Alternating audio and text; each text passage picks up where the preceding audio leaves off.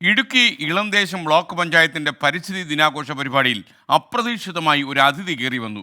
ആളുകളൊന്നും ഞെട്ടി. മലയാളത്തിന്റെ മഹാനടൻ മോഹൻലാൽ.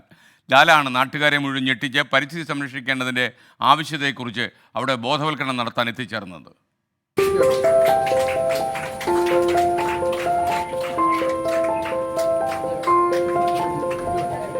മോഹൻലാൽ നായകനാകുന്ന സിനിമയുടെ ചിത്രീകരണം തൊടുപുഴയിൽ പുരോഗമിക്കുകയാണ്. ഇതിനിടയിലാണ് ഇളംദേശം ബ്ലോക്ക് പഞ്ചായത്തിന്റെ ലോക പരിസ്ഥിതി ദിനാചരണത്തിൽ താരം പങ്കെടുത്തത്. നാട്ടുകാരും ജനപ്രതിനിധികളും ആവേശത്തോടെ മോഹൻലാലിനെ സ്വീകരിച്ചു.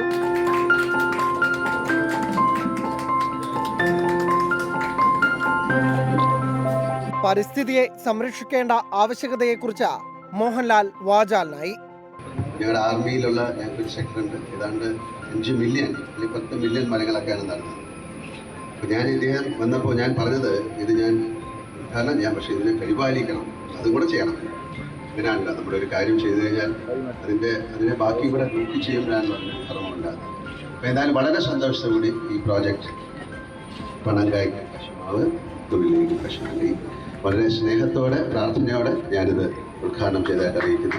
മരങ്ങൾ നട്ടതിനു ശേഷവും അവയെ സംരക്ഷിക്കേണ്ടതിന്റെ ഉത്തരവാദിത്വം എല്ലാവർക്കുമുണ്ട്. അത് കൃത്യമായി പാലിക്കണമെന്നും പറഞ്ഞാണ് മോഹൻലാൽ മടങ്ങിയത്. 24 ഇടുക്കി.